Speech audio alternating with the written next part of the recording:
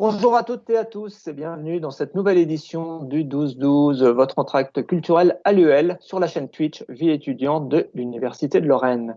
Le concept du 12-12, c'est de vous donner la parole pour partager vos découvertes et coups de cœur culturels. Le 12-12 vous donne l'occasion de discuter avec la communauté universitaire autour d'un livre, d'un film, d'un opéra, d'un groupe de musique, d'une exposition ou de tout autre objet culturel. Le format se veut court, avec 5 minutes d'intervention de notre invité du jour, puis la parole vous sera donnée à vous, public, pour échanger. Vous pouvez nous regarder et nous écouter sans avoir de compte sur Twitch. Par contre, pour faire les commentaires et échanger avec nous, il vous faut en créer un. C'est simple et gratuit et vous pouvez le faire tout en continuant à nous écouter. Aujourd'hui, nous avons le plaisir d'accueillir Fabienne Granero-Gérard qui souhaite nous parler du livre Anne de Green Gables de Lucy Maud Montgomery. Bonjour Fabienne. Bonjour. Alors, comment avez-vous découvert ce livre et cette autrice? Eh bien, j'ai découvert ce livre par hasard ou pas trop par hasard, puisqu'on m'a parlé de ce livre qui a été évoqué dans une émission de radio et cette personne m'a dit « Tiens, je pensais à toi en entendant ça et je pense que ça te plairait ». Et donc, je suis allée l'acheter pour le découvrir. Voilà. Et pourquoi j'ai eu ce coup de cœur? Tout simplement parce que ce livre fait du bien. Vraiment, alors quand je l'ai acheté, j'ai commencé je l'ai lu, et en fait à la fin du livre, j'ai appris en fait que c'était un livre qui était plutôt dans la catégorie littérature jeunesse. Mais en fait, tout le monde peut lire, il n'y a pas d'âge. Évidemment, il faut savoir lire. Mais c'est l'histoire d'une petite fille, en fait, qui est orpheline, qui a été adoptée par un couple par erreur, parce qu'en fait, ils s'attendaient à adopter un garçon parce qu'ils avaient besoin d'aide pour leur ferme. Il faut savoir que ça se passe au milieu du 19e siècle, 20e siècle, pardon. Mais la romancière est née en fin 1870, je crois. Et donc ce livre, en fait, est une réédition de 1908.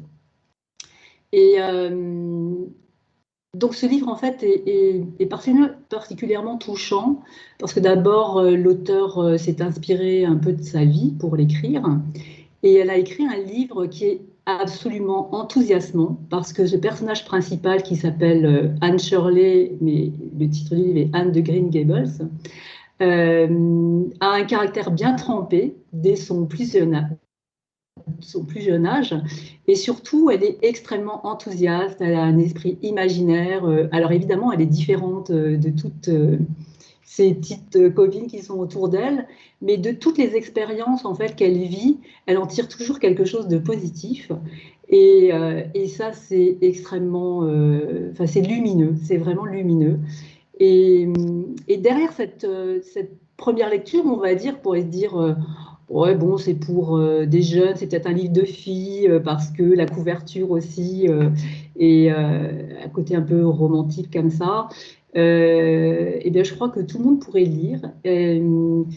Parce que ça, encore, comme je l'ai dit tout à l'heure, ça fait du bien de voir des personnages qui vivent des choses comme tout à chacun, des choses tristes, des choses plus gaies, mais il y a toujours quelque chose de positif. Et ce que je voulais dire en fait en seconde lecture aussi, c'est qu'il y a des thèmes qui sont abordés. Je trouve que c'est aussi un bouquin qui est assez féministe. On y voit la place des femmes déjà à l'époque, et je trouve que c'était même, j'allais presque dire, avant-gardiste, parce que cette Anne de Green Gables, depuis toute petite, en fait, comme elle a un caractère bien trempé, elle ne se laisse pas faire. Elle prend sa place, j'allais dire, elle prend sa place dans le monde. Et même si elle est différente, elle apprend à accepter cette différence.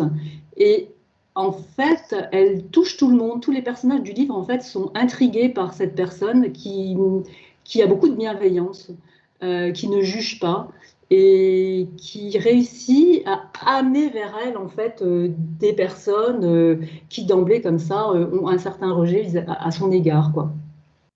Voilà, donc tout ça fait que j'ai couru acheter le deuxième tome, puisqu'il y a 3 tomes qui sortent cette année. Le troisième, je crois, est en septembre. Donc on voit l'évolution de cette petite fille qui démarre quand elle avait 8 ans, quand elle était adoptée par ce couple. Et et donc on la voit grandir. Et ce qui est intéressant aussi, c'est que les dialogues en fait évoluent au fil du livre, puisque elle grandit, donc elle parle de manière différente. Au début, elle peut sembler un peu agaçante, parce qu'elle parle, elle parle, elle parle. Des fois, on a envie de l'arrêter. Mais donc c'est à la fois drôle, émouvant. C'est romantique. Il y a des descriptions de paysages qui sont absolument fabuleuses, parce qu'en fait, c'est un personnage très très sensible, qui adore la nature. Et voilà, c'est un livre qui fait du bien dans ce contexte un peu difficile, je trouve, qu'on vit actuellement. Donc voilà, rien que pour ça, je vous invite à le lire. Et en plus, l'objet livre est très très beau. C'est presque un petit écrin. Voilà ce que je voulais vous dire. Eh bien, merci. Alors, effectivement, alors en attendant les commentaires ou questions de nos auditeurs, spectateurs, on a mis un lien pour retrouver le livre. Il est disponible dans les BU. Alors, le titre original, effectivement, c'est Anne de Green Gables, mais on le retrouve aussi sous le nom Anne, la maison au pignon vert. Voilà, une drôle de traduction, mais en tout cas, ne vous trompez pas, vous pouvez le trouver aussi sous un autre titre. Et effectivement, c'est une saga de 10 livres, roman initiatique, et qui traverse les âges et qui amène jusqu'à l'âge adulte. C'est vrai que c'est à découvrir. Le deuxième livre est aussi du même tenant, ou est-ce que tu vas aller jusqu'au bout si les 10 sortent? Est-ce que tu vas aller jusqu'au bout de cette histoire? Eh ben, je pense, oui, parce que le personnage est très attachant. Et justement, quand on a fini le premier livre, on a envie de savoir ce qu'elle va devenir, puisque évidemment, dans le premier, déjà, elle grandit un petit peu. Elle rencontre pas mal enfin, elle fait des rencontres. Donc, on a envie au niveau amical, par exemple, il y a aussi le thème de l'amitié qui est très présent dans ce livre.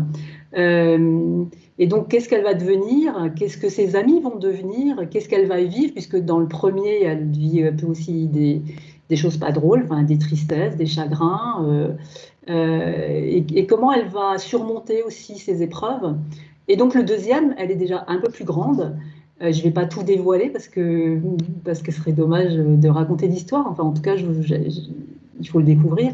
Donc oui, ça donne envie de savoir qu'est-ce qu'elle devient, qu'est-ce qu'elle va devenir en tant que femme, puisque c'est ça, effectivement, on la suit à travers, à travers ses âges, quoi. Voilà.